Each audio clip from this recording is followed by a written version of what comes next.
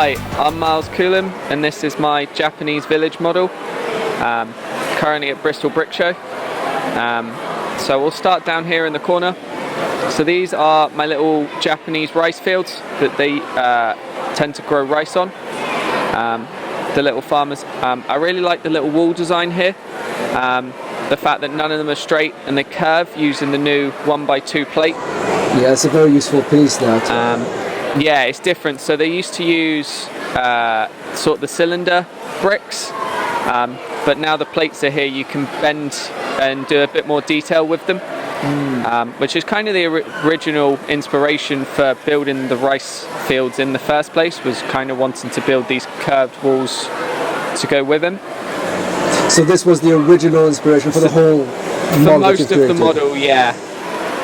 The rest kind of became part of it to make more detail. So moving up, we've got a little fisherman here who's doing some fishing. He's got a little fire and cooking some fish, just with some little fishing huts and stuff up above. Yeah. And just in the background there's a little cherry blossom tree,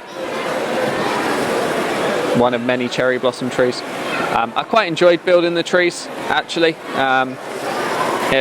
I kind of wanted to make some different angles to the leaves and stuff, so it was different techniques to get that, and I think they came out quite nice, actually. Well, this one looks very effective, and all the vegetation around it makes it quite, it brings it home, really, doesn't it? Yeah, with the sort of bamboo leaves at the back as well. I'll have to see that on the other side. That's a lovely bridge you've got here. So yeah, so the bridge just uses the natural bend that you can get from just putting plates together. So all it is literally just placed in sort of a holder. There's no sort of connecting bricks or anything, but I think it actually comes out as a really nice looking bridge. It does. With the natural curve. And it's a very gentle curve. Yeah, so I didn't want anything too arching. I wanted it to almost lie along the river. Yeah. And I think that actually came out really, really nicely. I would agree with you. So back in the front here, we've got the little workers' house. So there's workers moving the rice about, and there's a lady in the back chopping some fish. Which I can't see. I'll have to see it from the other side. From this side. She's chopping up some fish. Oh, there we are.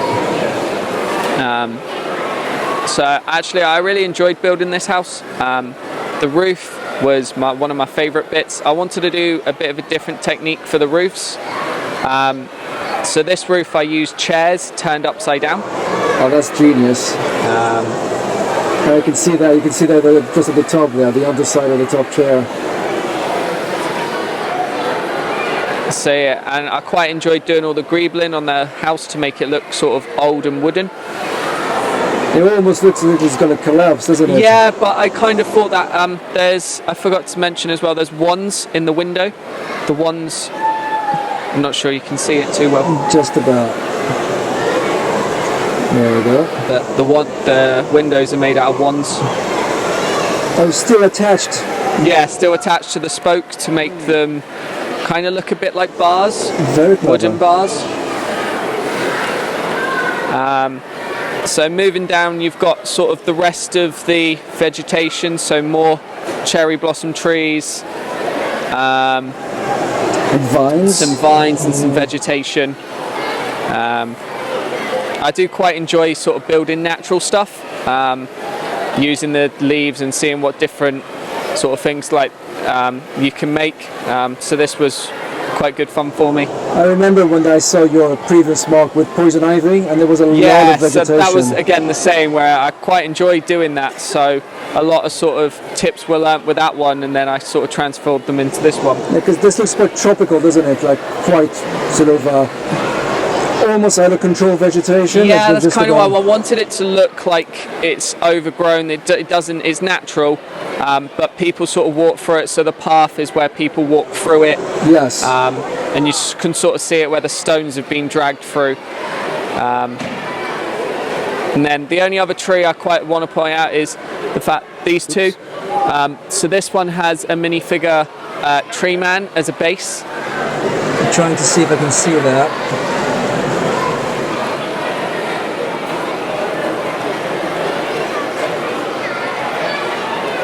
And then these ones, I've used stud shooters in brown, just stacked on top of each other, to give a bit of a different use to different parts. And try and see if you can get from the other angle. And quite hard to see. The stud shooters are pretty hard to see. So it's stud shooters stacked on top of each other, but the minifigure handle also allows you to put vegetation on the side of it as well to add more detail. Where did you do that? So just on the sides of these ones, so the tops are held on by like the handles of the minifigure shooters. Right.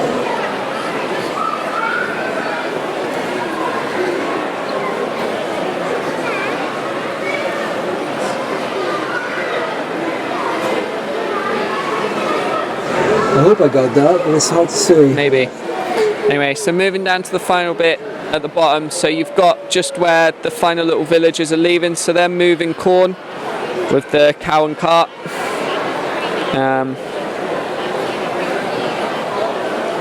But right next to the village, you've got this temple, haven't you? Yeah, so now up on the top, there's sort of builds into a mountain.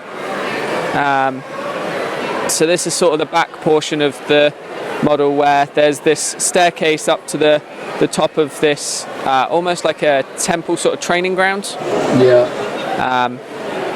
Again, I was trying to play about with sort of different techniques, so like curved walls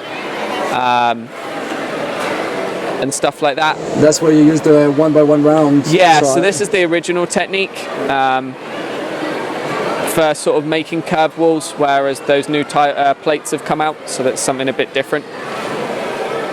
I've noticed on this side there's vines going down. Is there a cave or something? Yes, so there is a cave. There's nothing actually in the cave, but I just liked sort of the idea of building a cave entrance. I thought it added some detail to the mountainside. And a bit of a mystery as well, what's inside there.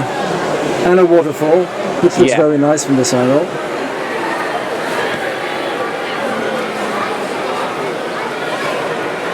It's quite impressive that you created all this just because you wanted to do some rice fields. Yes. I got a little carried away. Yeah, I guess you can say that again, but it looks beautiful. I mean, I love what you've done with the vegetation. Yes. Because it is quite effective. And I love the clever use of parts, which is unusual and not thought of. I mean, the chairs, the little minifig inside the tree, the stud shooters. This is really, really clever. And it gives a different feel to the whole thing.